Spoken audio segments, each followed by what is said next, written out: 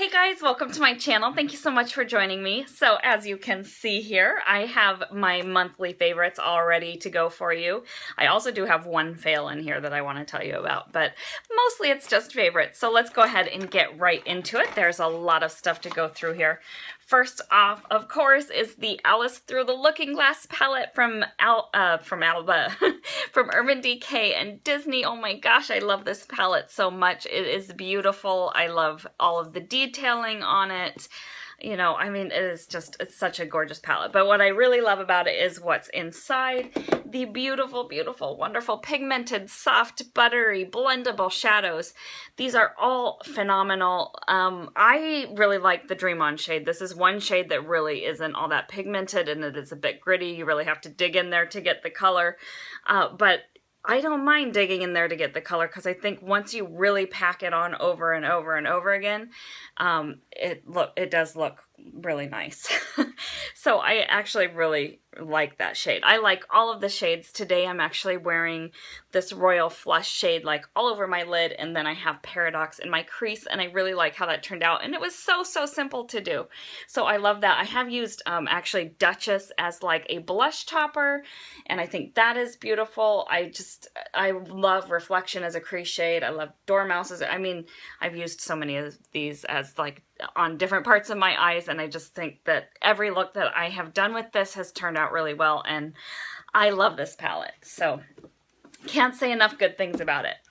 Next up, this is like tied for first place probably with that Alice Through the Looking Glass palette. This is my BareMinerals translucent powder duo with the shades Glow and, well, they're called Matte and Glow. So the matte, like translucent setting powder is actually the standout for me. So this is the Glow and this is the translucent setting powder. I'm not gonna really swatch that because they just blend right into the skin.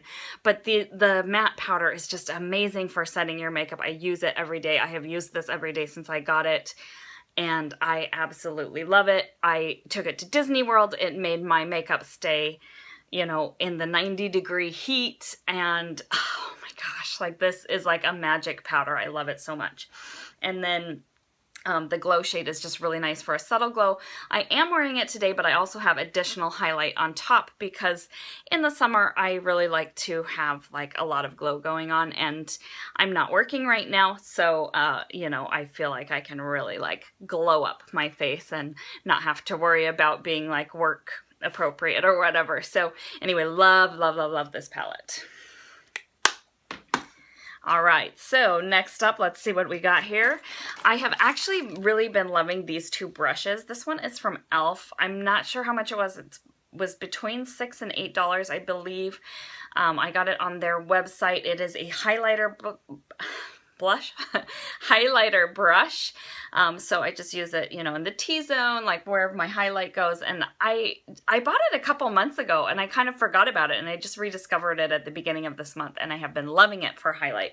So this is great. Also, it's really good for like setting your under eye area. And then also this one, this is actually a new brush. I bought another one. This is the Real Techniques blush brush. I had bought my first one a couple months ago, and I love it so much that I wanted a second one because there's so much that you can do with this.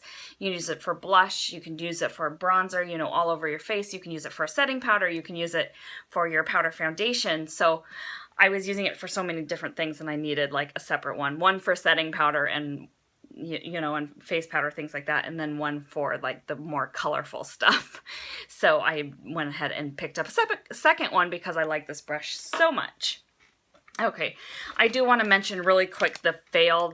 I actually went through all of these, but this is the Burt's Bees Facial Cleansing Towelettes with white tea extract. I picked these up for my Disney World trip. You really shouldn't try out new products, I think, on a, you know, when you're traveling. Use stuff that you know works for you. This was something that was new for me, and it did not work. These were kind of drying. They were like, they left a little bit of a sticky residue. They did not take off makeup. You know, you really had to rub just to get off face makeup, let alone like, don't even try to get eye makeup off with these. These were just not good. So I did want to mention that. I ended up using them just for removing swatches and really more for like cleaning my vanity, because even removing swatches with these was not easy. So yeah, don't buy these. Okay, everything else is favorites. So going on with my favorites. This I absolutely love. This is I only tried this once. This is the Iroha Intensive Treatment Peach like exfoliating foot mask. I'm not sure of the exact name because I don't have the top part of it anymore since I used it, but it smells like real peaches. It's amazing, and it really helps with super dry, like cracked feet. You leave it on for, I think it was 15 or 20 minutes, and then you take it off. You don't have to rinse or anything, but you will have that like extra moisture, so you have to kind of rub that into your feet, and like you don't want to, you don't want to do this like right before you have to go somewhere. Do it when you have like a relaxed evening or something. So I really like this, and then I also really like this O'Keeffe's for Healthy Feet. You can buy this at the drugstore. You can get this at Ulta. Actually, this one you can also get on Amazon. I'm not sure if you can get this on Amazon, but you can get it at Ulta. And then the O'Keeffe's for Healthy Feet is like a foot cream. So it looks like that, and you just put a little bit on like the cracked areas, like maybe around your heels and stuff, every day, and over time, like over a week or two, you will see a significant difference in how soft your feet are. So this is fantastic. This is fantastic. I love how they work together. If you're doing like a nice foot mask once a week and then do that foot cream like every day, it just works great. Okay, next, for my like complexion, I've kind of been going back and forth between a couple of different things. One is this Hangover RX primer from Too Faced. This is just a really nice calming, cooling kind of lightweight primer that's almost more like a lightweight moisturizer. And actually that's what I used this for. I mean, I had a small sample size, but I was using the sample size as a moisturizer in at Disney World, because the moisturizer I brought was just like too heavy. So I loved this as a moisturizer, and then I was kind of skipping my CC cream and just using the It Cosmetics CC Plus Perfecting Powder with SPF 50 on top, and I got like a pretty decent coverage with this. This is what it looks like. The only thing I don't like about it is it's a bit messy. If you can see, see the powder everywhere. So the powder does like kind of get everywhere, but it's a really nice like full coverage powder. And I feel like I really haven't seen a lot of reviews about this or heard much about this, so I just want to make people aware that this product is out there, that you can get a powder foundation that's pretty full coverage with SPF in it, which I think is awesome. So that's one of my like lighter kind of coverage options. I mean, the powder is really full coverage, but it doesn't feel like really heavy or anything. So I like that. The other thing that I have been doing is my BareMinerals Complexion Rescue. It's a tinted hydrating gel cream. It's a nice, really lightweight formula. It does have SPF 30, which is great. And then I've been pairing that, of course, with my BareMinerals setting powder from that translucent powder duo, and that just makes it stay on all day. And then for bronzer, my favorite bronzer is this one that I got it's in my birthday haul. I got it at Ulta along with the BareMinerals translucent setting powder duo. And this is what it looks like. It is a wonderful, just silky smooth, hydrating bronzer. It's beautiful. It's cool toned. This comes in 3 shades, so no matter what your skin tone, I imagine that one of those shades will probably work for you. So yeah, I love this. I love it. And then I've also kind of rediscovered one of my favorite eyeliner pencils, and these are the Smashbox Always Sharp eyeliner pencils. The ones that I've really been using a lot are this 3D Blueprint, and what is this one called? Penny Lane. So the brown one and the blue one. So I really like those. And And then I've also really been using, when I do my under eyes, I don't do my under eyes like every day, but when I do them, I really like my dual-ended Bye Bye under eyes and Hello Light brightener. So this is like the, what is it called? Eye Lift in a Tube from It Cosmetics. And one end, you know, is the concealer. It's a very thick consistency, and the eye brightener, which is a thinner consistency. And you just put a couple dots under your eyes and just rub, you know, blend it out, and it works great. It stays all day, and it sets really well with the BareMinerals. Again, the translucent powder. I just love that BareMinerals translucent powder. For cheeks, probably my favorite, like, standout blush has been my NARS Dual Intensity Blush in Liberation. I've really been loving this. I'm actually, though, not wearing it today. I'm wearing my Too Faced Sweethearts Perfect Flush Blush. So I love these shades separate. I love them together. I just think that it is a beautiful, beautiful blush. Okay, so I do have one other cheek product that I want to mention. This is the Tarte Cheek Stain in the shade Glisten, and it's this really pretty peachy kind of corally color. I love it for summer. I know it's not actually summer yet. I keep saying summer, but it feels like that because it's been like 80, 90 degrees here in Maryland the last week or so. The sun's been out. It's finally not raining. I don't know how long that's going to last, but it's been like a week so far. So anyway, I'm sorry, I'm getting totally off topic.